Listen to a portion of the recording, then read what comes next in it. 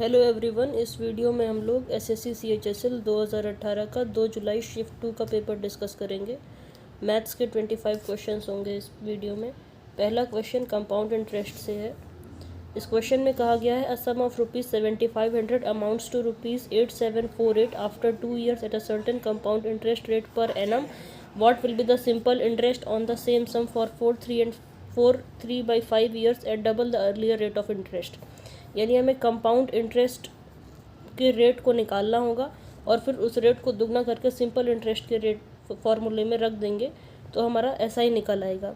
तो हमें पता है कि कंपाउंड इंटरेस्ट का रेट निकालने के लिए हमें प्रिंसिपल और अमाउंट का रेशियो निकाल कर उसकी पावर 1/n करनी होगी।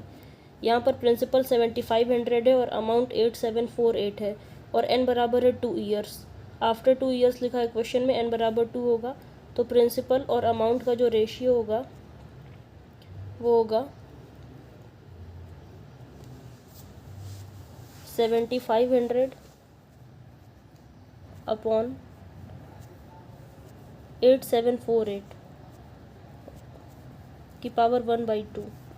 इसको सॉल्व करेंगे तो ये आ जाएगा, 4 से कट जाएगा, 4 एकम 4, 3 बचा 4 अठे 32, 3 बचा 4 सत्ते 28, 4 पंचे 20। फिर ये 4 से कटेगा तो 4 दूनी 8, 4 एकम 4, 3 बचा 4 अठे 32, 2 बचा 4 सत्ते 28। अब ये 3 से कट जाएगा, 3 छक 18, 3 दूनी 6, 3 पचे 15, 3 सत्ते 21, 3 दूनी 6, 3 नवा 27। यानी फाइनली हमारा जो बचा वो बचा P/A बराबर 625/729 की पावर 1/2। और हमें पता है 625 25 का स्क्वायर होता है, यानी इसकी जगह हम लिख सकते हैं 25, और 729 27 का स्क्वायर होता है तो इसकी जगह लिख सकते हैं 27। यानी प्रिंसिपल 25 रुपये है तो अमाउंट 27 रुपये है। इसका मतलब हुआ हमें जो इंटरेस्ट मिला वो मिला 2 रुपये का। हमको इंटरेस्ट मिला 2 रुपये का, तो रेट ऑफ इंटरेस्ट क्या हो जाएगा, 2 रुपये का इंटरेस्ट 25 रुपये पर इंटू 100। यानी 25 से ये 4 बार कट जाएगा, 4 इंटू 2 बराबर 8% रेट ऑफ इंटरेस्ट आ गया। हमसे पूछा गया है कि 7500 रुपये पर ऑन द सेम सम, यानी 7500 रुपये पर double the rate of interest पर, यानी 8% पहले रेट ऑफ इंटरेस्ट था, अब रेट ऑफ इंटरेस्ट 8 का डबल 16 हो जाएगा। और टाइम 4 सही 3/5, तो 5 चौक 20, 3 23/5 साल के लिए कितना इंटरेस्ट मिलेगा। तो हमें पता है SI बराबर PRT/100 होता है, तो उसी फॉर्मूले में हमने रख दिया। इसको सॉल्व कर लेंगे तो हमारा आंसर निकल आएगा। 2 जीरो से 2 जीरो कट जाएगा, 5 से 15 बार कट जाएगा। 15 इंटू 16 करेंगे तो 15 छक्का 90, हासिल आया 9, 15 कम 15 और 9 24, और इंटू में 23। तो इसको हल कर लेंगे तो आ जाएगा 23 से 0, 23 चौका 92, हासिल आया 9, 23 दूनी 46 और 9 15, यानी 5520 रुपये हमें कंपाउंड इंटरेस्ट मिलेगा। ये सही उत्तर होगा, दूसरा ऑप्शन एकदम सही आंसर है। अगला सवाल है ट्रिग्नोमेट्री से। इसमें कहा गया है 1/sec theta minus tan theta minus 1/cos theta बराबर sec थीटा इंटू के। थीटा बड़ा है 0 डिग्री से और छोटा है 90 डिग्री से, तो हमको बतानी है वैल्यू के की क्या होगी। तो जैसा कि हम सभी लोग जानते हैं, इसमें वैल्यू पुटिंग ही सबसे इजी ऑप्शन होता है। तो हम थीटा की वैल्यू पुट करेंगे, लेकिन वैल्यू पुटिंग के समय सावधानी बरतेंगे कि कोई भी 2 ऑप्शन सेम आंसर ना दे। जैसे अगर हम 45 डिग्री पुट करते हैं तो ऑप्शन 3 sin 45, ऑप्शन 2 tan 45 और ऑप्शन 4 cot 45 हमें 1 देंगे, इसलिए 45 करने में समझदारी नहीं है। तो या तो हम 30 पुट कर सकते हैं या तो 60। तो हम अपने मन से 60 डिग्री लेते हैं, थीटा बराबर 60 डिग्री रखते हैं, तो ये आ जाएगा 1/sec 60। sec 60 होता है 2 और tan 60 होता है √3 माइनस 1/cos 60 होता है 1/2। ये बराबर sec 60 यानी 2 इंटू के। इसको सॉल्व करेंगे तो 1/2 माइनस रूट थ्री ऊपर नीचे गुणा कर देंगे 2 प्लस रूट थ्री से, यहाँ पे 2 प्लस रूट थ्री से ऊपर नीचे गुणा कर देंगे तो ये आ जाएगा 2 प्लस रूट थ्री इंटू 1, तो ये आ जाएगा 2 plus root three, 2 plus root three और नीचे 4 माइनस 3 1 और माइनस ये 2 ऊपर चला जाएगा,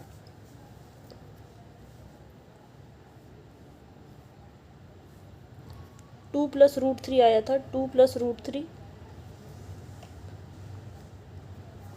और वो वाला 2 ऊपर चला गया था तो माइनस का 2 बराबर ये आ गया था 2 इंटू के। तो इस 2 से ये 2 कट जाएगा तो के बराबर आ जाएगा √3/2। के की वैल्यू हमें √3/2 मिल गई। अब हम सारे ऑप्शंस में थीटा की वैल्यू 60 डिग्री रखेंगे और जिस भी ऑप्शन में हमें √3/2 मिलेगा थीटा की वैल्यू रखने पर वही हमारा सही आंसर होगा। तो थीटा की वैल्यू अगर हम पहले ऑप्शन में रखते हैं तो कोसेक 60 ये 2/√3 होता है, लेकिन हमें चाहिए के बराबर हमारा आया था √3/2, तो हमें √3/2 चाहिए। यहाँ पर आ रहा 2/√3 गलत हो गया। tan 60 √3 होता है, ये भी गलत हो गया। sin 60 √3 होता है, यानी यही ये सही आंसर होगा। अगले सवाल पर चलते हैं। इसमें हमसे कहा गया है आर्ट्स और साइंस का हमको नंबर दिया गया है। आर्ट्स और साइंस में पढ़ने वाले बच्चों की संख्या दी गई है अलग अलग स्कूल में अलग अलग वर्षों में। तो हमसे पूछा गया है the total number of arts student in 11, 13 and 15 is what percentage less than that of science in the given 5 years. यानी हमें आर्ट्स में पढ़ने वाले बच्चों को 11, 13 और 15 में जोड़ना होगा सबसे पहले। तो 11 में हैं 225 बच्चे, 11 में हैं 225 बच्चे, 13 में पढ़ रहे हैं 11 में लाल डिब्बा देखेंगे, लाल डिब्बा आर्ट्स को शो कर रहा है। तो 11 में है 275, ये 275 बच्चे, और 13 में है 350 और 15 में है 325। तो इसको जोड़ लेंगे तो 3 3 6 और 6 2 800, 800 और 850, 850 और 100 950, यानी कुल हमको मिल गए 950 यहाँ से। तो यहाँ पर हम लिख लेते हैं 950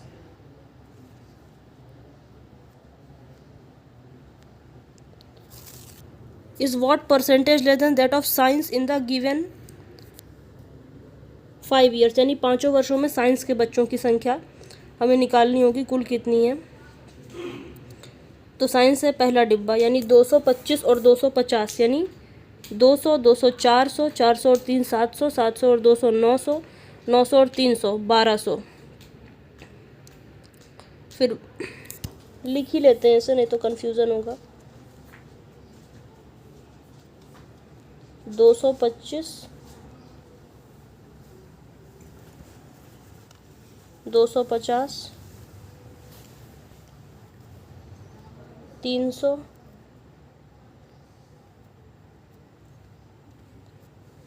280 और 375।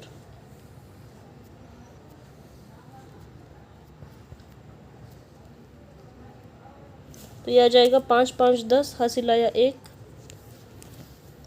जोड़ने पर आ जाएगा 5 5 10, हासिल आया 1, 5 और 1 6, 2 8 8 16, 16 और 7 23, हासिल आया 2, 2 2 4 2 6, 3 9, 2 11 और 3 14, यानी 1430।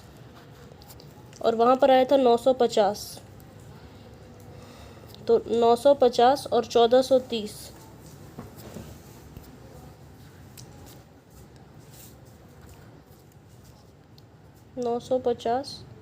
और 1430। तो इसमें अंतर आ जाएगा 0, 13 से 5 गया 8, 13 से 9 गया 4, 480 और देन के बाद है साइंस यानी 1430। तो 480 बटे 1430 इंटू 100, यही हमें सॉल्व करना है। इसको सॉल्व कर लेंगे तो इससे ये कट जाएगा और 14 तियाँ, ये देखिए 10% लगभग 14.3 होगा, और 14 तियाँ 42 यानी 30% से अधिक होगा। ऑप्शंस अगर हम देखें तो ऑप्शंस हमारे सारे 30% के ऊपर हैं। तो हम इसको सॉल्व कर लेते हैं। 143 से भाग कर देते हैं 4800 को, तो यह आ जाएगा 14 तियाँ 42, 420। यह आ जाएगा 8 से 2 गया 6, 0 0 उतार लेंगे। उसके बाद 14 चौक 56, 14 चौक 56 ले जाएंगे तो 4 बार जाएगा, तो यह आ जाएगा 4 तिहाई 12,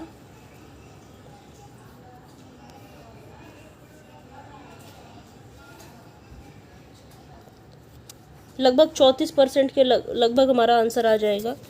तो 33-34% के, तो दूसरा ऑप्शन है। नेक्स्ट क्वेश्चन है DI से, question number 4। The average number of science students in 2011-13 and 15 is what percentage more than that of number of arts student in 2011। तो हमें 11, 13 और 15 में साइंस के स्टूडेंट का एवरेज निकालना पड़ेगा। तो साइंस के स्टूडेंट 11 में हैं 225 और 13 में हैं 300 और 225 यानी 525 और 15 में है 375, तो 525 और 375, तो 5 3 8 और 1 900, और इसका भी एवरेज 900/3 यानी ये आ जाएगा 300। ये कितना अधिक है आर्ट्स के स्टूडेंट जो 2011 में है। तो 2011 में आर्ट्स के स्टूडेंट हैं 275, लाल डिब्बा पहला वाला। तो 300 275 से कितना अधिक है? ये 25 अधिक है, 25 ये अधिक है। तो एवरेज परसेंटेज निकालने के लिए 25 बटे देन के बाद आ रहा है आर्ट्स यानी 275, तो 25/275 इंटू 100, तो 25 से ये 25 से कम 25, 25 से कम 25 और 25 से कम 25, तो 1/11, 1/11 होता है 9.09% या 9 सही 1/11%। तो इसका सही उत्तर होगा तीसरा ऑप्शन। नेक्स्ट क्वेश्चन, ये परसेंटेज से है। अगला सवाल में कहा गया है इन अ कॉन्स्टिट्यूएंसी यानी किसी निर्वाचन क्षेत्र में 40% वोटर सीनियर सिटीजन है, 40% of the senior citizen voters are illiterates, यानी जितने भी सीनियर सिटीजन वोटर हैं उनका 40% अशिक्षित हैं, and 25% of the non senior citizen voters are literate, और जो नॉन सीनियर सिटीजन वोटर हैं उनका 25% शिक्षित है। By what percent is the number of literate senior citizen voters less than that of illiterate non senior citizen voters. तो सबसे पहले इस तरीके के क्वेश्चन को सॉल्व करने के लिए हम सबसे पहले कुल वोटर्स की संख्या को 100 मान लेते हैं। तो कुल वोटर हमारे टोटल वोटर जो हो जाएंगे हमारे 100 हो जाएंगे। टोटल हमारे पास 100 वोटर हो जाएंगे। अब उस 100 में 40% सीनियर सिटीजन है, तो सीनियर सिटीजन को हम एस से डिनोट करेंगे, तो ये टोटल हो जाएंगे 40, और जो नॉन सीनियर सिटीजन है उसको हम एन से डिनोट करेंगे, तो ये टोटल हो जाएंगे, अगर 100 लोग कुल हैं उसमें 40 सीनियर लोग हैं तो नॉन सीनियर कितने हो जाएंगे? 60 हो जाएंगे। 40% of the senior citizen are voters are illiterate, जो भी सीनियर सिटीजन है उनके 40% इलिटरेट हैं। तो हम सबसे पहले इलिटरेट लिख लेते हैं।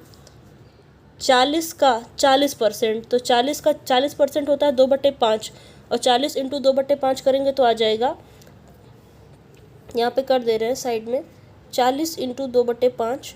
इसको सॉल्व करेंगे तो आ जाएगा 5 8 40, 8 और 2 8 इंटू 2 16, यानी 40 में 16 लोग अगर अशिक्षित हैं तो बचे हुए 40 से 10 कम 30 से 6 कम 28, यानी 28 लोग,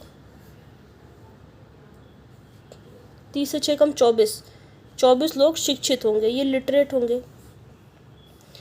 आगे सवाल में कहा गया 25% of non senior citizen voters are literate. अब इसमें लिटरेट की संख्या दी गई है, तो लिटरेट हमने नीचे लिखा है तो लिटरेट नीचे लिख लेते हैं। 60 का 25% यानी 1/4 ये शिक्षित हैं। 1/4 60 का निकालेंगे तो 15 आ जाएगा, यानी बचे हुए 45 लोग जो हैं वो अशिक्षित हैं, ये अशिक्षित हैं यानी इलिटरेट हैं। तो हमसे पूछा गया है क्वेश्चन में कि by what percent is the number of literate senior citizen, यानी 24 24 is less than that of illiterate non senior citizen. तो इलिटरेट नॉन सीनियर सिटीजन ये आ गया 45। तो ये कितना कम है? 15 और 6 21 कम है। और देन के बाद आया है 45। देन के बाद आया illiterate non senior citizen voter, उनकी संख्या है 45, यानी 21/45 इंटू 100 की वैल्यू हमें निकालनी है। तो हमारा आंसर आ जाएगा 21/45 इंटू 100। तो 3 से ये 7 बार कट जाएगा, 3 से ये 15 बार कट जाएगा। इसको भाग कर देंगे, 5 से ये 3 बार, 5 से ये 2 बार, यानी 140/3। और 140/3 को हम लिख सकते हैं 3 चौक 12, 2 आया, 3 छक 18, यानी 46 सही 2/3%। ये हमारा सही उत्तर होगा। अगला क्वेश्चन ज्योमेट्री से है। ABCD is a cyclic quadrilateral such that AB is a diameter of circle circumscribing it and angle ADC बराबर 158 degree, then angle BAC is equal to. तो सबसे पहले इस क्वेश्चन में हम लोग फिगर ड्रॉ कर लेते हैं। सबसे पहले एक सर्किल ड्रॉ कर लेते हैं और इसके अंदर एक क्वाड्रिलेटरल बना लेते हैं। और क्वाड्रिलेटरल में AB डायमीटर होना चाहिए, तो सबसे पहले हम डायमीटर ही ड्रॉ कर लेते हैं AB। और जब कभी डायमीटर क्वेश्चन में कहा जाए तो सबसे पहले ध्यान में एक बात आनी चाहिए कि डायमीटर पर बना त्रिभुज 90 डिग्री का होगा। इसकी ज़रूरत पड़ती है तो ठीक है, नहीं ज़रूरत पड़ती तो कोई बात नहीं। AB डायमीटर है सर्किल का और सर्कमस्क्राइबिंग इट मतलब उसको सर्कमस्क्राइब कर रहा है। ABCD स्ट्रेट लाइन नहीं बन रही है, कोशिश करते हैं बनाने की। ABCD ये क्वाड्रिलेटरल बन गया। इसमें एंगल ADC यानी ये वाला जो एंगल हमको दिया गया है ये 158 डिग्री दिया गया है। अगर ये एंगल 158 डिग्री है तो ये वाला एंगल जो है एंगल D और एंगल B का सम 180 डिग्री होता है, तो इसलिए ये वाला एंगल हो जाएगा 22 डिग्री। 180 में से 158 घटा देंगे तो 22 आ जाएगा। हमसे एंगल BAC पूछा गया है, BAC यानी ये वाला एंगल हमसे पूछा गया है, ये वाला एंगल। तो हमें पता है, सबसे पहले ही हमने बताया था कि अगर डायमीटर कहा जाए तो डायमीटर पर बना त्रिभुज 90 डिग्री का होगा। तो आप लोग देख सकते हैं कि CAB एक त्रिभुज बन रहा है, तो एंगल C जो है वो 90 डिग्री का हो जाएगा। और हमें अब पता है कि त्रिभुज के तीनों कोणों का सम यानी सम ऑफ एंगल्स ऑफ ट्रायंगल ये 180 डिग्री होता है, यानी angle B plus angle C plus angle A plus ये वाला एंगल C प्लस ये वाला एंगल B, इसको जोड़कर 180 डिग्री बनना चाहिए। तो इसलिए ये वाले इसका सम आ जाएगा 68, मतलब इसकी वैल्यू आ जाएगी 68। 90 से 90 और 22 इसको जोड़ के 180 में से घटा देंगे तो 68 आ जाएगा। तीसरा ऑप्शन सही होगा। अगला सवाल नंबर सिस्टम से है। इसमें कहा जा रहा है 9 अंकों की एक संख्या है 8175x45y2, ये 72 से डिविजिबल है। तो बताइए अंडर रूट में 4x प्लस वाई की वैल्यू क्या होगी for the largest possible value of y के लिए। तो हमें पता है अगर कोई भी नंबर 72 से डिविजिबल है तो वो उसके को प्राइम फैक्टर जो होंगे, इसके को प्राइम फैक्टर हो जाएंगे 8 और 9। 8 और 9 इसके फैक्टर हो जाएंगे, तो उन दोनों से भी डिविजिबल होना चाहिए। तो 8 से डिविजिबल होने के लिए हमें पता है अंत की जो लास्ट की 3 डिजिट, यानी जैसे यहाँ पर 5y और 2 ये जो है ये डिविजिबल होनी चाहिए। लास्ट की 3 डिजिट 5y2 ये डिविजिबल होनी चाहिए 8 से। तो सबसे पहले हम लिख लेते हैं इसे 5y2। अगर ये 8 से डिविजिबल है तो सबसे पहले हमें y की लार्जेस्ट वैल्यू निकालनी है। तो y बराबर अगर हम 0 रखते हैं तो 8 से डिविजिबल नहीं होगा। y बराबर अगर हम 1 रखते हैं, y बराबर 1 रखते हैं तो 512 8 का क्यूब होता है, यानी ये डिविजिबल हो जाएगा। अब 4 के अंतर पर संख्याएं 8 से डिविजिबल होती जाएंगी, 1 पर, 5 पर और 9 पर। जैसे 800 592, तो देखेंगे ये 8 से डिविजिबल होगा, 8 से 56 और 3 832, यानी 8 से डिविजिबल होगा। अब हमें y की वैल्यू मिल गई 9। अब हमें x की वैल्यू मिल जाए तो हमारा क्वेश्चन सॉल्व हो जाएगा। तो x की वैल्यू निकालने के लिए अब हम देखेंगे कि वो संख्या 9 से भी विभाजित होनी चाहिए, क्योंकि हमने 8 से विभाजित कर लिया संख्या को। तो संख्या है 8175 x 45 y2।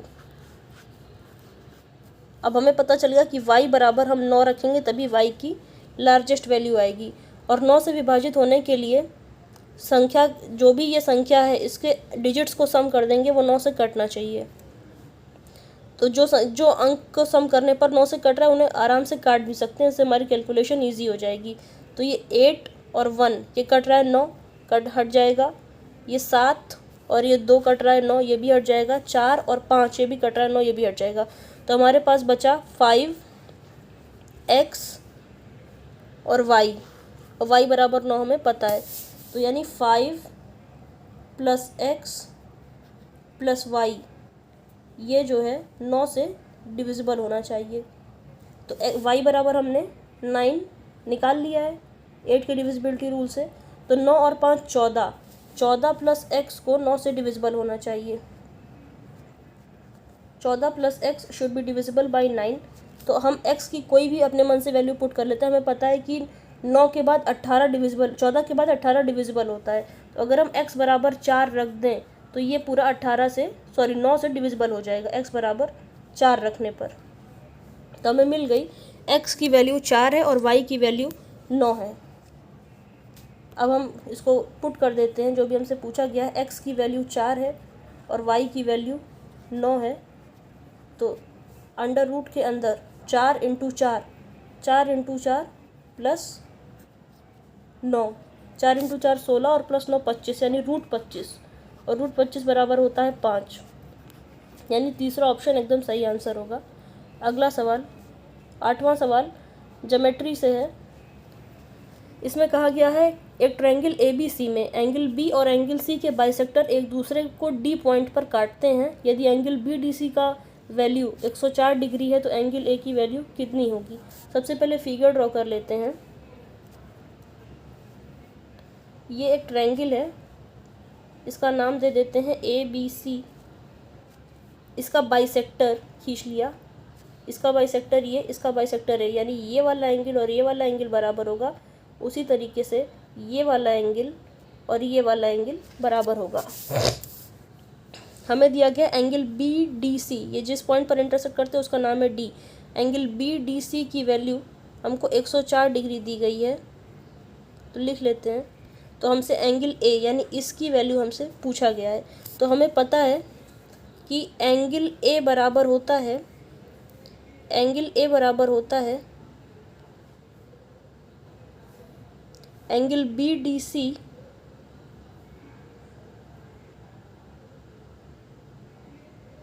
एंगल BDC बराबर होता है, एंगल BDC का जो मान होता है वो बराबर होता है 90 प्लस अपोजिट एंगल, जो इस फिगर में एंगल A है, यानी एंगल A/2। तो हम वैल्यू रख देंगे, दिया जाएगा 90 प्लस एंगल A/2 की जो वैल्यू आ जाएगी वो आ जाएगी, एंगल BDC हमको 104 दिया गया है और ये 90 प्लस A/2 होता है, तो 104 - 90 बराबर आ जाएगा एंगल A/2। 104 से 90 कम करेंगे तो 14 आ जाएगा। 14 × 2 बराबर आ जाएगा एंगल A। तो एंगल A बराबर आ जाएगा 28 डिग्री। पहला ऑप्शन सही होगा। अगला सवाल भी ज्योमेट्री से है। इसमें कहा गया है कि एक ट्रायंगल ABC में D और E पॉइंट है साइड AC और AB पर इस प्रकार कि एंगल ADE बराबर एंगल B है और AD बराबर 7.6, AE बराबर 7.2, BE बराबर 4.2 और BC बराबर 8.4 है। तो DE की लेंथ बतानी है। तो सबसे पहले इस क्वेश्चन में फिगर ड्रॉ कर लेते हैं। यहाँ पर फिगर ड्रॉ कर लेते हैं। ये हमें एक ट्रायंगल दिया गया है, इसका नाम है ए, इसको ए बी सी, ये ट्रायंगल हमें दिया गया है ए बी सी। हमको डी और ई पॉइंट दिया गया है साइड ए सी पर पॉइंट डी है और ए बी पर पॉइंट ई है। हमने इस लाइन को जोड़ दिया और इस प्रकार है कि एंगल ए डी ई, यानी ये वाला एंगल, अगर ये वाला एंगल और ये वाला एंगल बराबर है, अगर ये एंगल 20 डिग्री है, उदाहरण के लिए मान रहे हैं, क्वेश्चन में नहीं दिया गया है, अगर ये एंगल 20 डिग्री है तो ये एंगल भी 20 डिग्री होगा। उसके बाद हमें दिया गया है कि ए डी बराबर 7.6, लिख ले रहे हैं, ए ई बराबर 7.2, बी ई बराबर 4.2, ये वाली वैल्यू 4.2 दी गई है, और बी सी बराबर 8.4। तो हमसे वैल्यू पूछी गई है डी ई की, इस डी ई की वैल्यू हमसे पूछी गई है। तो सबसे पहले ये सिमिलरिटी का सवाल है, तो हम कन्फ्यूज़न ना हो इसके लिए दो अलग अलग ट्रायंगल बना लेते हैं, दो सिमिलर ट्रायंगल। तो इसको बनाने का सबसे अच्छा तरीका होता है, पहले ऐसे दो ट्रायंगल ड्रॉ कर लें। ये दो ट्रायंगल हमने ड्रॉ कर लिए। अब एक में ए है तो ए लिख दिया, ए एंगल दोनों में कॉमन है तो ए दोनों में लिख दिया। डी 20 है और बड़े वाले ट्रायंगल में देखेंगे तो बी 20 है, तो जहाँ पर डी लिखा है उसी के करस्पॉन्डिंग बी लिख दिया। तो जो बच गया उसे लिख दें यहाँ पर ए डी ई छोटे वाले ट्रायंगल में और बड़े वाले ट्रायंगल में ए बी सी।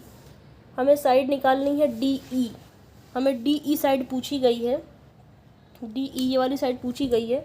तो बी सी हमें पता होनी चाहिए 8.4, तो 8.4 हम लिख लिए यहाँ पर, ये वाली साइड हमको 8.4 दी गई है। और कोई और दो साइड जो हमें दी गई हो, ए डी बराबर 7.6, ये 7.6 दिया गया है, और ए बी बराबर हमको दिया गया है ए ई प्लस ए 7.2 प्लस 4.2, इसको जोड़ेंगे तो आ जाएगा 11.4। तो अब हम इसमें सिमिलरिटी लगा देंगे, 7.6 अपॉन 11.4, यानी ए डी और ए बी का जो रेशियो होगा वही रेशियो डी ई और बी सी का होगा, यानी डी ई अपॉन 8.4। इसको सॉल्व कर लेंगे, इसको यहाँ से हटा देते हैं, इरेज कर देते हैं, नहीं तो कन्फ्यूज़न होगा। इस ए को यहाँ से इरेज कर देते हैं, इसको सॉल्व करने के लिए। इसको सॉल्व कर लेंगे अब, तो ये आ जाएगा, इस दशमलव से ये दशमलव कट जाएगा, और 19 से ये 4 बार कट जाएगा, 19 चौक 76 और 19 छक्के 114, और 2 दूनी 4 और 2 तिहाई 6, यानी 8.4, और 3 से ये कट जाएगा 84, 28 तिहाई 84 होता है, तो 2.8, तो 2.8 इंटू 2 ये आ जाएगा 5.6, तो 5.6 बराबर आ जाएगा डी ई। देख लेते हैं 5.6, चौथा ऑप्शन एकदम सही आंसर है। अगला सवाल ये ट्रिग्नोमेट्री से है। हमको कोसेक 31 की वैल्यू x दी गई है, तो sine square 59 plus cosec square 31 plus ten square 59 minus 1 upon sine square 59 into cosec square 59 की वैल्यू पूछी गई है। तो सबसे पहले हम इसको सॉल्व कर लेंगे। तो साइन स्क्वायर 59, इसको ऐसे ही लिखा रहने, तो 1 अपॉन कोसेक स्क्वायर 31 की जगह हम लिख सकते हैं साइन स्क्वायर 31 लिख सकते हैं। हमें पता है कि साइन स्क्वायर ए प्लस साइन स्क्वायर बी, इसकी वैल्यू 90 डिग्री होती, इसकी वैल्यू 1 होती है अगर ए प्लस बी का सम 90 हो। देखिए 59 और 31, इसको जोड़ेंगे 59 और 1 60 और 30 90, 90 आ रहा है, यानी साइन स्क्वायर ए प्लस साइन स्क्वायर बी, यानी इस पूरे की जगह हम 1 लिख सकते हैं। इस पूरे की जगह ये sine square 51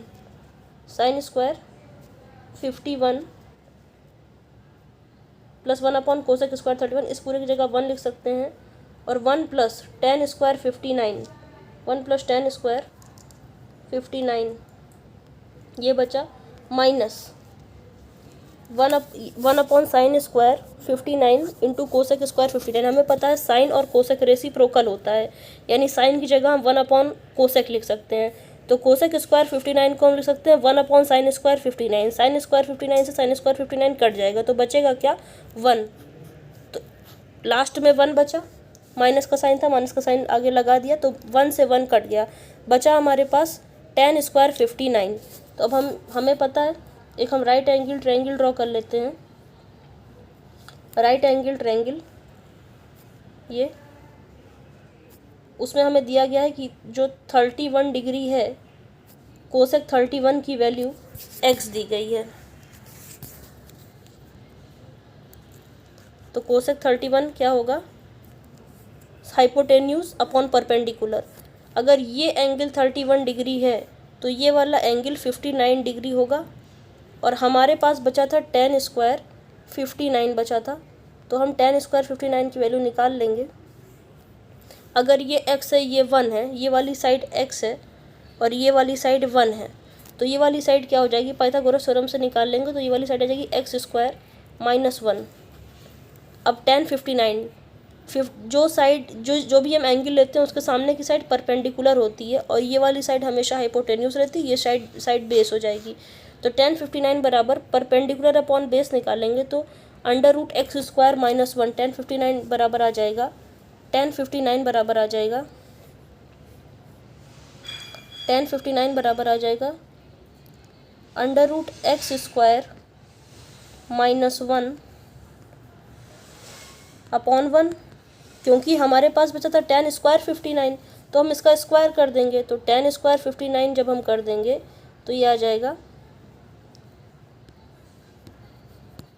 x square minus 1। ये हमारा सही आंसर होगा। तो एक्स स्क्वायर माइनस 1 दूसरा ऑप्शन में है, दूसरा एकदम सही उत्तर होगा। अगला सवाल अलजेब्रा से है, और ये रिपीटेड क्वेश्चन है, बहुत पूछा जाता है ऐसा सवाल। a cube plus b cube, इसका एक्सपेंशन करके इस सवाल को हम आसानी से सॉल्व कर सकते हैं। ये देखिए a प्लस बी, ये देखिए a प्लस बी और a square plus a b plus b square वाला फॉर्मूला बन रहा है, और ये a cube plus b cube दिया गया है। तो हमें 2a plus root 6b minus c की वैल्यू बतानी है। तो हम यहाँ इसको ये जो 2√3 प्लस 2√3x प्लस √2y वाला टर्म है, इसको डिनोमिनेटर में ले आएंगे। इसको हम यहाँ डिनोमिनेटर में ले आएंगे, तो लिख देंगे 2√3x प्लस √2y, ये बराबर इसके हो जाएगा ax square plus bxy plus cy square के। अब सॉल्व कर लेंगे, तो ये आ जाएगा। हमें पहले फॉर्मूला भी लिख देते हैं। a cube plus b cube का फॉर्मूला होता है, a cube plus b cube का फॉर्मूला होता है a प्लस बी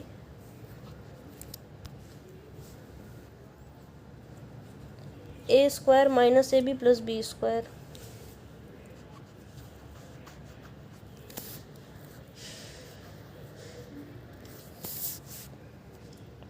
तो हम इसे खोल लेंगे, तो ये आ जाएगा, ये 2√3x प्लस √2y मिल रहा है। अब हमें चाहिए, ये उसका क्यूब है, तो 2√3 का अगर हम 2√3x का होल क्यूब करेंगे तो आ जाएगा 24√3x क्यूब, √2y का होल क्यूब करेंगे तो आ जाएगा 2√2y क्यूब, यानी ये वाला टर्म हमें निकालना है। तो हम इसका स्क्वायर कर देते हैं, a स्क्वायर करेंगे तो आ जाएगा 2√3x का होल स्क्वायर, यानी तो दूनी चारते हैं 12x square plus plus √2y का होल स्क्वायर। √2y का होल स्क्वायर करेंगे तो ये आ जाएगा 2y स्क्वायर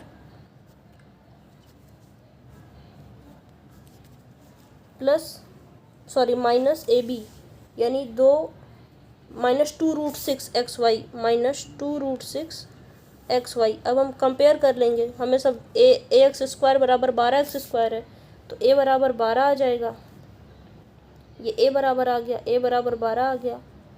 bxy, तो इसकी तुलना xy वाले उससे करेंगे, तो b बराबर आ जाएगा माइनस 2√6 आ जाएगा। cy स्क्वायर बराबर 2y स्क्वायर आया था, तो c बराबर आ जाएगा प्लस 2। अब हम वैल्यू पुट कर देंगे 2a, तो 2 इंटू ए यानी 24 आ जाएगा, 2 इंटू ए 24 आ जाएगा, 2 इंटू 12 24 आ जाएगा, प्लस √6b, √6 इंटू माइनस 2√6, तो ये आ जाएगा -12, तो प्लस हटा के हम सीधे माइनस लिख देते हैं। -12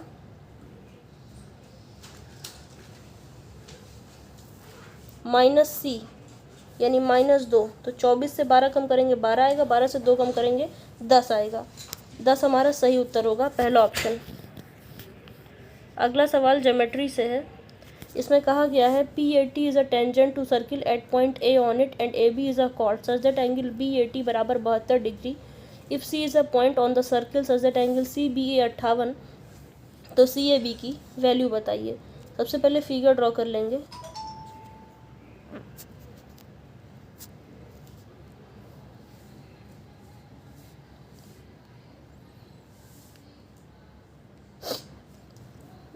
सर्किल बना लेते हैं सबसे पहले। ये सर्किल बन गया।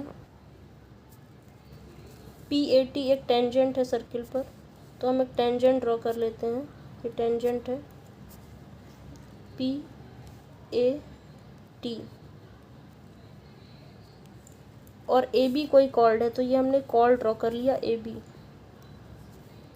एंगल BAT यानी ये वाला एंगल हमको 72 डिग्री दिया गया है, और C कोई पॉइंट है सर्किल पर सच दैट एंगल CBA हमने मान लिया यहाँ पर कोई पॉइंट है, ये पॉइंट हमने मान लिया यहाँ पर कोई पॉइंट है C यहाँ पर, और एंगल CBA यानी इसको हम जोड़ दें तभी तो एंगल CBA बन पाएगा।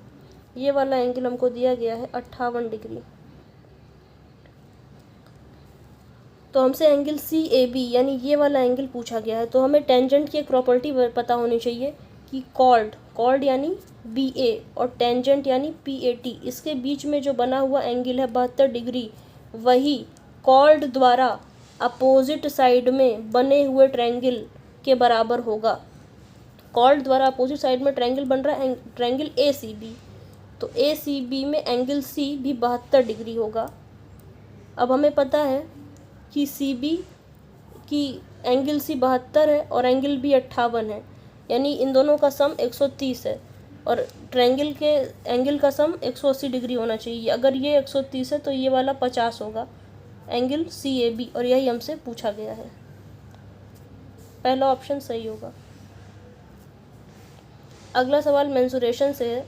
कर्व्ड सरफेस एरिया और वॉल्यूम 132 और 528 है सिलेंडर का क्रमशः, तो हमें बताना है पोल की हाइट क्या है। सिलेंड्रिकल पोल है, उसकी हाइट क्या है, तो हम लिख लेते हैं कर्व्ड सरफेस एरिया सिलेंडर का होता है 2πRH,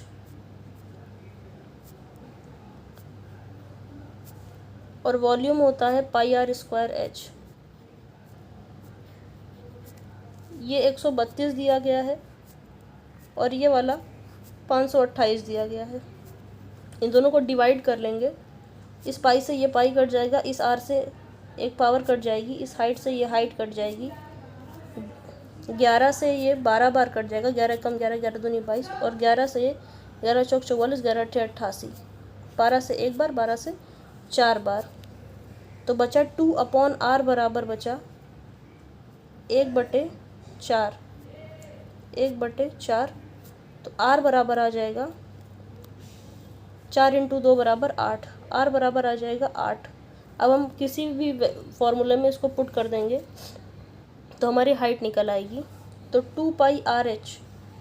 2πRH बराबर 132 हमें दिया गया है, 2πRH बराबर 132 दिया गया है, तो हम रख देंगे इसमें 2 × 22/7 इंटू रेडियस हमारी 8 निकली थी, हाइट हमको फाइंड आउट करनी है, ये बराबर 132 के है। तो 22 से ये 6 बार कट जाएगा, 22 × 132, और 2 से ये 3 बार, 2 से ये 4 बार, तो 4 दूनी 8, 4 इस 2 और इस 4 को गुणा करेंगे तो बनेगा 8, 8/7 × H बराबर 3, 8/7 × H ये बराबर 3 के आया, तो H बराबर आ जाएगा 3 × 7/8 यानी 21/8, और 21/8 होता है 2 सही 8 दूनी 16, 5, 2 सही 5/8, 5/8, 2 सही 5, हाइट हमारी जो आ जाएगी वो आ जाएगी 2 सही 5/8, ऑप्शन डी, 2 सही 5/8, चौथा ऑप्शन एकदम सही आंसर होगा। अगला सवाल ट्रिग्नोमेट्री से है। तो इस सवाल में sine square 25 plus sine square 65 upon cos square 24 plus cos square 66 plus sine square 71 plus cos 71 into sine 19, इसकी वैल्यू निकालनी है। तो हमने इसके पहले जो सवाल आया था ट्रिग्नोमेट्री का, उसमें देखा था कि साइन स्क्वायर ए प्लस साइन स्क्वायर बी, इन दोनों का सम 1 होगा अगर ए और बी का सम 90 है। इसी प्रकार कॉस स्क्वायर ए प्लस कॉस स्क्वायर बी का सम भी 1 होगा अगर ए और बी का सम 90 डिग्री है। तो 65 और 50, 25 जोड़ने पे 90 बन रहा है और 24 और 66 जोड़ने पे 90 बन रहा है। तो यहाँ से ये कट कर 1 लिख सकते हैं और इसको काट कर यहाँ से 1 लिख सकते हैं, यानी इस वाले टर्म से हमको 1/1 बराबर 1 मिल गया। अब 1 प्लस साइन स्क्वायर 71 को एज इट रख लेते हैं अभी के लिए। अगला टर्म है कॉस 71 इंटू साइन 19। तो हमें पता है कि साइन 19 को हम कॉस 71 लिख सकते हैं। ऐसा ही हम क्यों लिख रहे हैं, क्योंकि हमें यहाँ पर साइन स्क्वायर 71 मिल रहा है, क्वेश्चन में दिया गया है। अगर हम कॉस स्क्वायर 71 बना लेंगे तो sine square 71 plus cos square 71 1 हो जाएगा। कैसे? Sine square theta plus cos square theta 1 होता है। तो साइन 19 को हम कॉस 71 लिख सकते हैं। कैसे लिख सकते हैं? क्योंकि cos 90 minus theta sine theta के बराबर होता है, उसी प्रकार sine 90 minus theta cos theta के बराबर होता है। तो इसकी जगह हम पूरे की जगह लिख सकते हैं कॉस स्क्वायर 71। अब कॉस स्क्वायर 71 हमें मिल गया और साइन स्क्वायर 71 मिल गया। इन दोनों को sine square 71 plus cos square 71 1 होगा, तो 1 + 1 हम करेंगे तो हमें 2 आंसर मिल जाएगा। तीसरा ऑप्शन एकदम सही आंसर होगा। अगला सवाल है 15वां। In a class of 80 students 60% participate in games and the rest do not. The average weight of the former group is 5% more than that of the latter. If the average weight of all the students is 51 1/2 kilogram, then what is the average weight of the former group? सवाल में कहा गया है कि 80 लोगों का एक समूह है जिसमें 60% लोग खेल में पार्टिसिपेट करते हैं जबकि बचे हुए नहीं करते। फॉर्मर ग्रुप यानी पहले वाले ग्रुप का जो औसत वजन है वो 5% अधिक है बाद वाले ग्रुप से। यदि सभी लोगों का औसत वजन 51 से 1/2 किलोग्राम है तो बताइए पहले वाले ग्रुप का औसत वजन कितना है। तो इस सवाल में अगर 80 लोग, कुल 80 लोग हैं, तो 80 लोग में यदि 60% खेल में पार्टिसिपेट करते हैं, यानी 80 का 60% हो जाएगा 80 इंटू 3/5, क्योंकि 60% की वैल्यू होती है 3/5।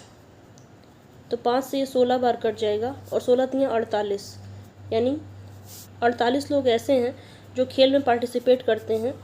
तो बचे हुए 32 लोग वो खेल में पार्टिसिपेट नहीं करते हैं। इसको हम साफ साफ लिख लेते हैं कि 48 लोग खेल में पार्टिसिपेट करते हैं और 32 लोग खेल में पार्टिसिपेट नहीं करते हैं। The average weight of the former group यानी पहले वाले ग्रुप का औसत वजन 5% अधिक है। 5% बराबर होता है 1/20। 5% बराबर होता है 1/20।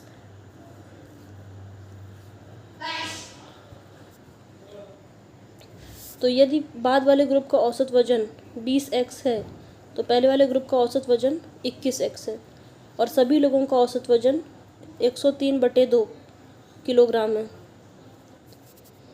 तो यदि एक व्यक्ति का वजन 21x है तो 48 लोगों का कुल वजन 48 × 21x होगा। उसी प्रकार यदि एक व्यक्ति का वजन 20x है तो कुल 32 लोगों का वजन 32 × 20x होगा। इसको हम लिख लेते हैं जिसे हम साफ साफ कैलकुलेशन कर सकें। तो 48 × 20x plus 48 × 21x, 48 × 21x plus 32 × 20x, ये बराबर है 103/2। 51 से 1/2 को हल करेंगे तो 103/2 और कुल 80 लोग हैं। ये कुल वजन को हमने इक्वेट कर दिया। 2 से ये 40 बार कट गया, फिर ये कट जाएगा 8 से 6 बार, 8 से 4 बार और 8 से 5 बार। इसको सॉल्व कर लेंगे तो 21 × 126x प्लस 20 चौक 80x, ये बराबर आ जाएगा 103 इंटू 5 515, 180 और 26 को जोड़ लेंगे, 126 और 80 को, तो ये आ जाएगा 206x।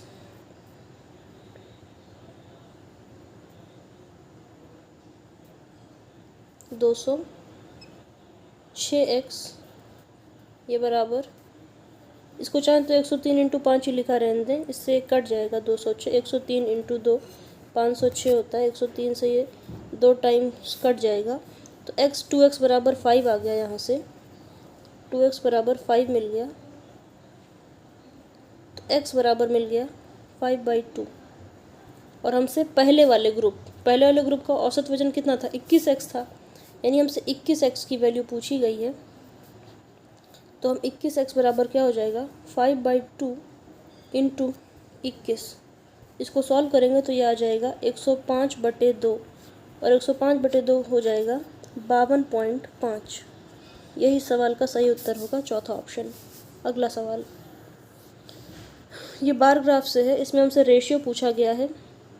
2011 और 15 में साइंस स्ट्रीम में पढ़ रहे कुल बच्चे, तो हम सबसे पहले निकाल लेते हैं 2011 और 15 में कितने बच्चे साइंस स्ट्रीम में पढ़ रहे थे। साइंस यानी पहला डिब्बा 225 और 375, तो 300 और 200 500 और एक 600, यानी 600 आ गया यहाँ से।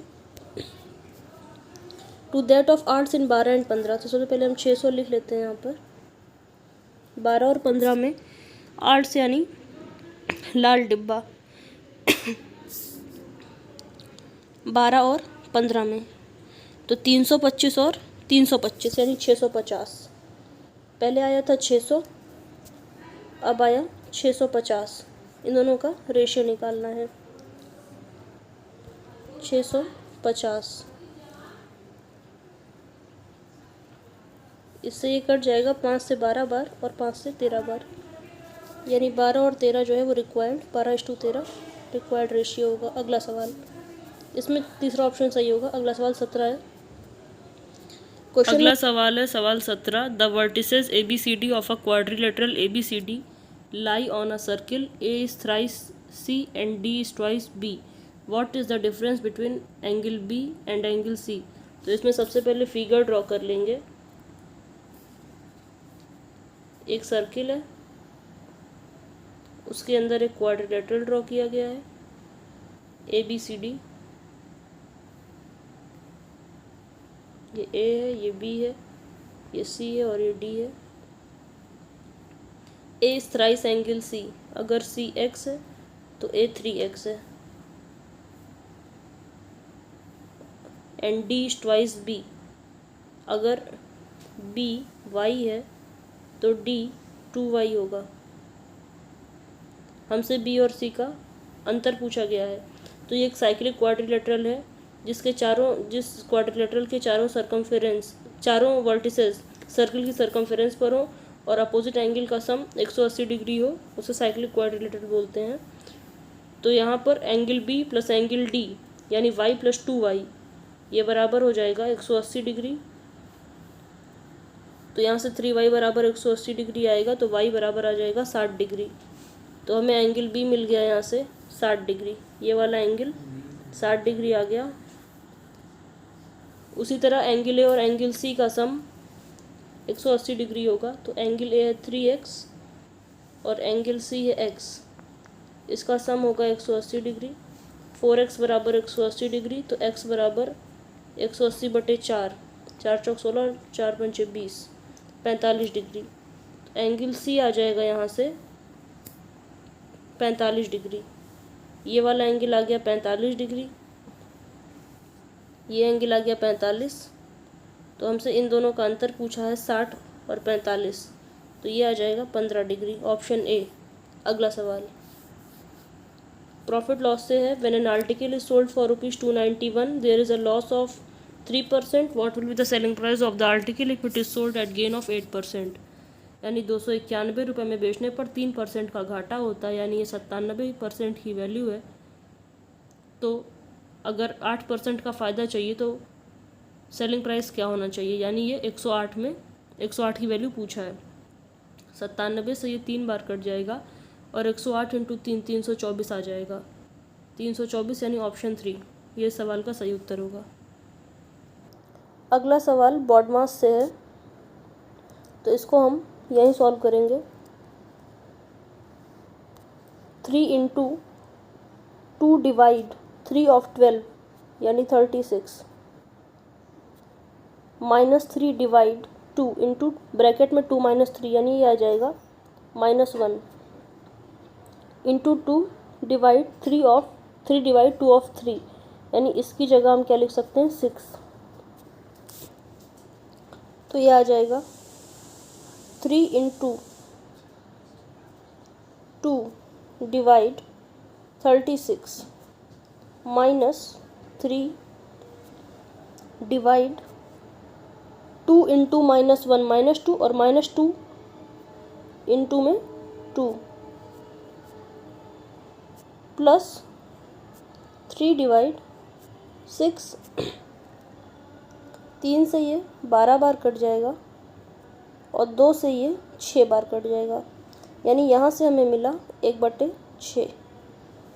इस माइनस से ये माइनस इसको लिखेंगे -3/2 और -3/2 आ जाएगा +3/2 और +3/2 इंटू 2 करेंगे तो ये इस 2 से ये 2 कट जाएगा और 3/6 को हम लिख सकते हैं 1/2।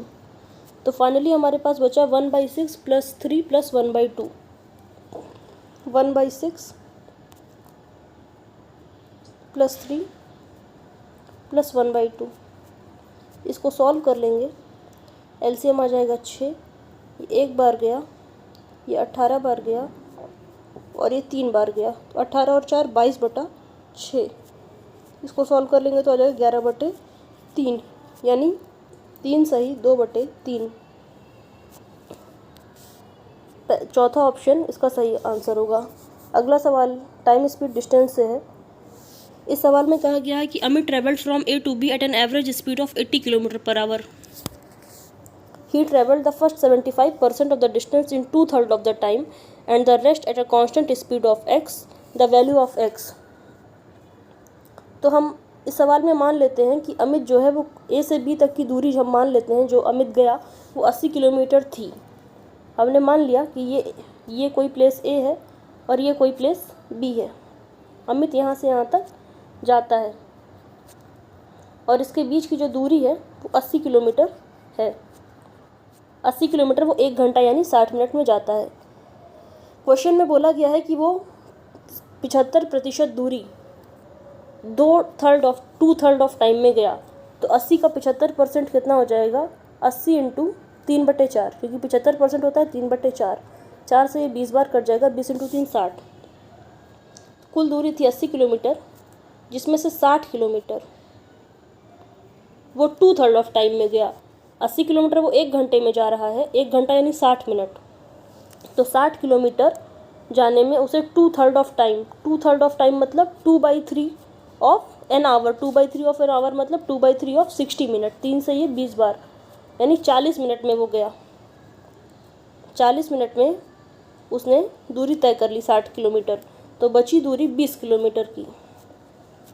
तो उसके पास कुल था 1 घंटा जाने के लिए, जिसमें 40 मिनट वो खर्च कर चुका है, यानी उसके पास 20 किलोमीटर की दूरी तय करने के लिए केवल 20 मिनट है। ध्यान रखेंगे ये मिनट में है। हमसे क्या पूछा है, x की वैल्यू बताइए, और x क्या है, स्पीड है। तो स्पीड हम निकाल सकते हैं। स्पीड बराबर होता है डिस्टेंस अपॉन टाइम। डिस्टेंस है 20 किलोमीटर और टाइम है 20 मिनट। 20 मिनट यानी 20/60 घंटे। 20/60 को क्या लिख सकते हैं 1/3। तो ये 3 ऊपर जाएगा, तो स्पीड क्या आ जाएगी 20 इंटू 3। 20 इंटू 3 होता है 60 किलोमीटर प्रति घंटा हमारी स्पीड आ जाएगी। अगला सवाल, पर इसका सही ऑप्शन दूसरा होगा। अगले सवाल पे चलते हैं। ट्रिग्नोमेट्री से है। 3 sin थीटा बराबर 2 cos स्क्वायर थीटा। थीटा बड़ा है 0 से और छोटा है 90 से, तो बताइए tan theta plus sin theta की वैल्यू क्या होगी। तो इस सवाल में हम फिर वैल्यू पुटिंग करेंगे। अगर हम 40, अब क्योंकि सारे आंसर ऑप्शन इसमें न्यूमेरिकल में है, तो आंसर ऑप्शन डिपेंड नहीं करेगी, आंसर ऑप्शन पर वैल्यू पुटिंग नहीं डिपेंड करेगी। लेकिन हम इजी ऑप्शन हमेशा प्रेफर करेंगे। अगर हम 45 डिग्री रखते हैं तो 3 इंटू 1/√2 मिलेगा, और यहाँ पर स्क्वायर हो रहा है, यानी कभी भी वो बराबर नहीं होगा। अगर हम 0 और 90 तो रख नहीं सकते, क्योंकि थीटा बड़ा है 0 से और छोटा है 90 से। अगर हम 60 रखते हैं तो साइन 60 होता है √3/2, फिर हमें रूट का टर्म मिल रहा है, यानी ये भी सेटिस्फाई नहीं करेगा। तो हम सबसे अच्छा है 30 डिग्री रख लेते हैं, क्योंकि 30 डिग्री में साइन 30 1/2 हो रहा है, और कॉस 30 भले ही √3/2 होता हो, लेकिन हमें उसका स्क्वायर करना है, क्योंकि क्वेश्चन में कॉस स्क्वायर थीटा दिया गया है। तो हम थीटा बराबर रख लेते हैं 30 डिग्री, थीटा बराबर हम रख लेते हैं 30 डिग्री। तो कॉस 30 साइन 30 होता है 1/2, तो यानी 3 इंटू 1/2 ये बराबर आ जाएगा कॉस 30 √3/2 होता है, तो √3/2 का स्क्वायर करेंगे तो आ जाएगा 3/4। अगर सेटिस्फाई करता है तो हमने जो लेट किया है वो सही लेट किया है। इस 2 से ये 2 बार कट जाएगा, इस 2 से ये 2 कट जाएगा, यानी 3 बराबर 3 के आ गया। LHS और RHS left hand side right hand side बराबर आ गई, यानी 30 डिग्री सही लेट किया है। तो अब हम वैल्यू पुट कर देते हैं 30 डिग्री पर। तो ये क्या आ जाएगा, tan 30 होता है 1/√3, cos 30 होता है √3/2, और sin 30 होता है 1/2। तो एलसीएम ले लेंगे, एलसीएम आ जाएगा 2√3, √3 से ये बचा 2 प्लस √3 इंटू √3 यानी 3 प्लस √3 यानी 5 प्लस √3, 5 प्लस √3 अपॉन 2√3।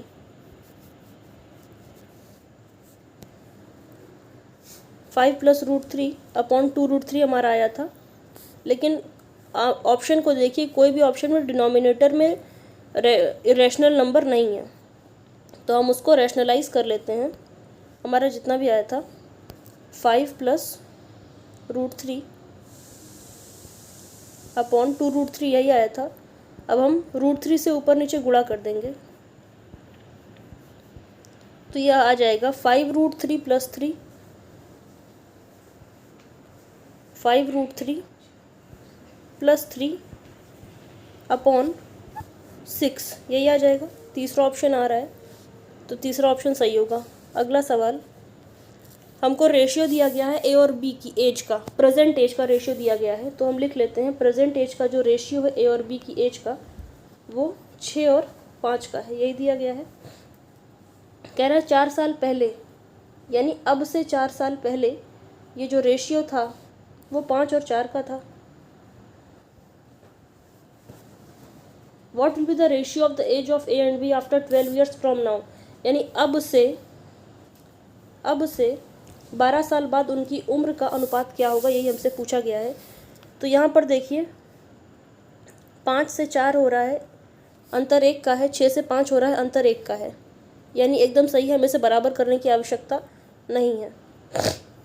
अब देखिए ये ए की एज है और ये बी की एज है, ये वाली एज बी की है, तो बी की एज 4 से 5 हो रही है, कितने साल में, 4 साल में, यानी एक रेशियो में 1 बढ़ रही है और एक्चुअल में कितनी बढ़ रही है, 4 बढ़ रही है।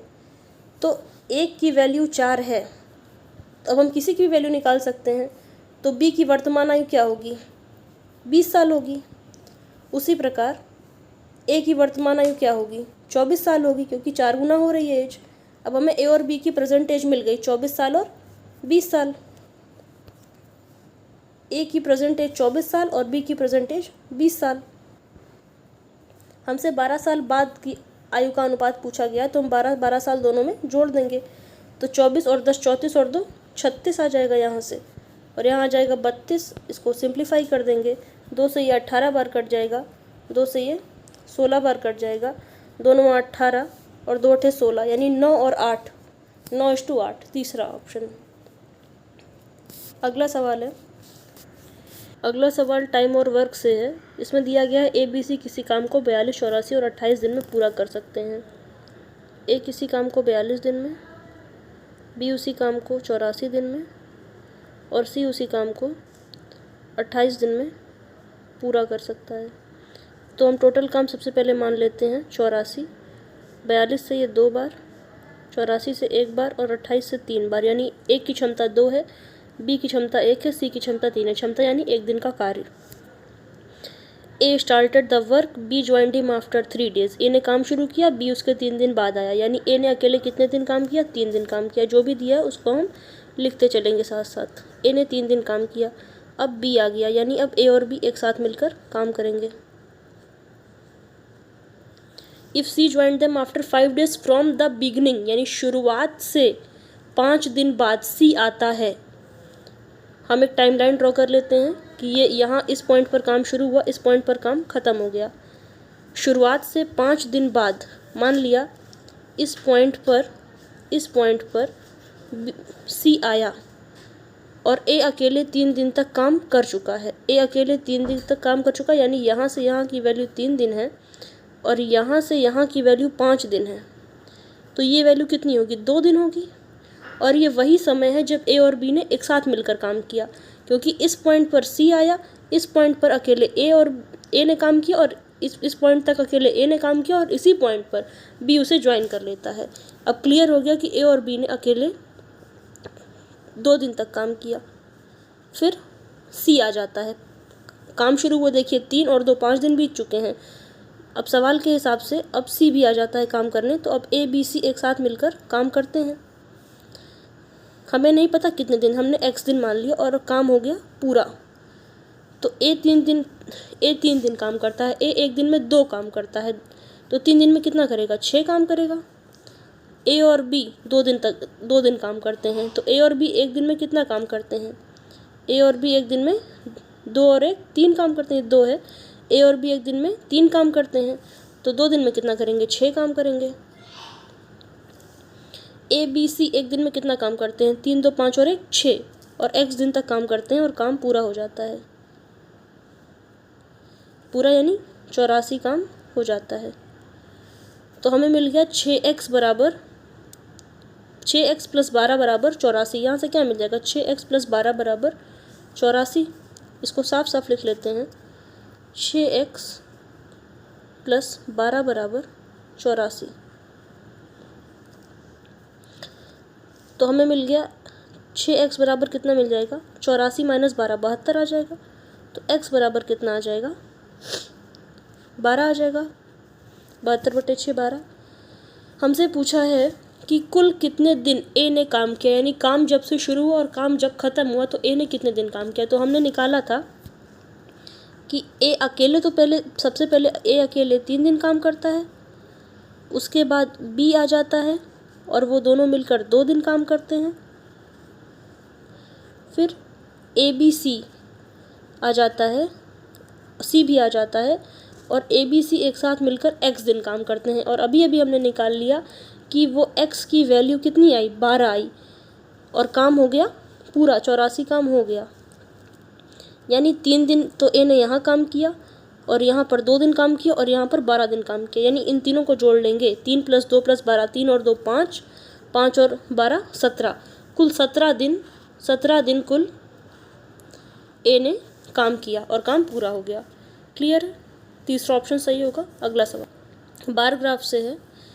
सवाल में कहा गया है कि किस वर्ष में आर्ट्स स्टूडेंट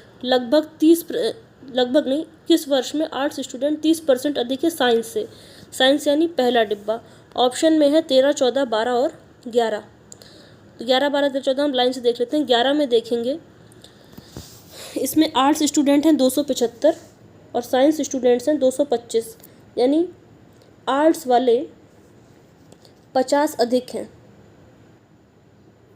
तो 50 बटे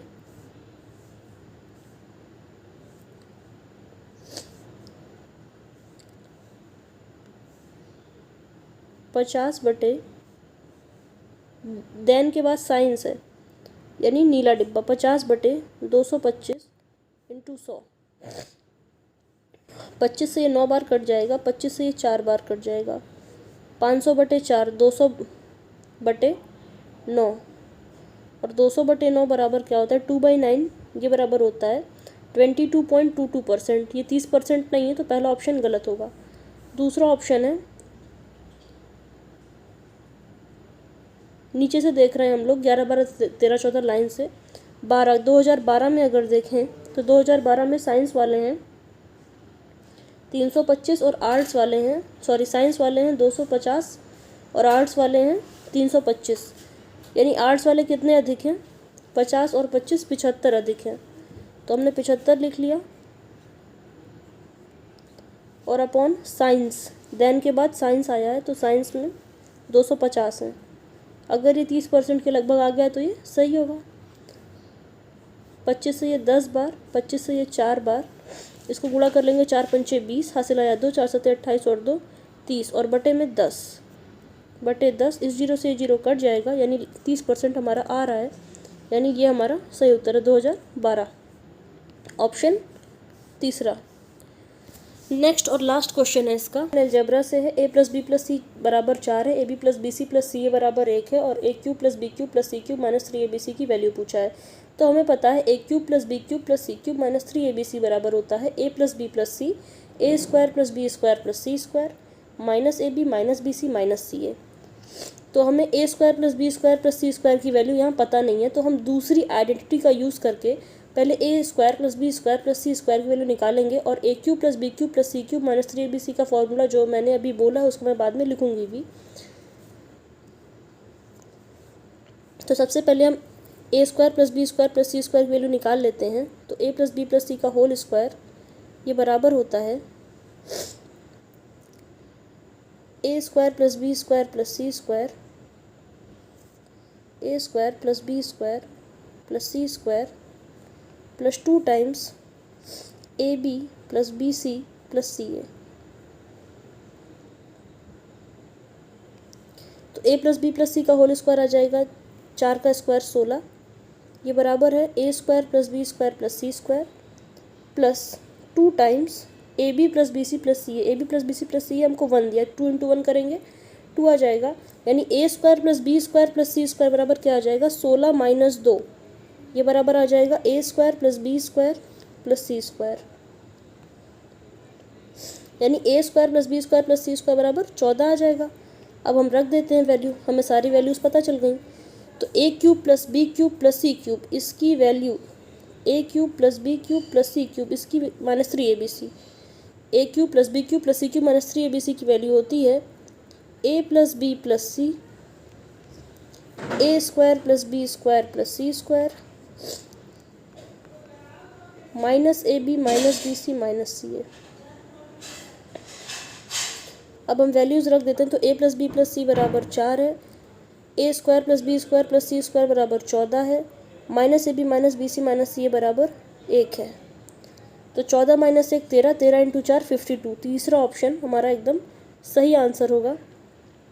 इसी के साथ हमारा ये वाला सेट ख़त्म होता है। इस PDF का लिंक आप डिस्क्रिप्शन में फाइंड आउट कर सकते हैं, वहाँ से लोड करके क्वेश्चंस भी देख सकते हैं और खुद से भी सॉल्व कर सकते हैं। मिलेंगे अगले वीडियो में, तब तक के लिए stay happy, keep learning, bye bye.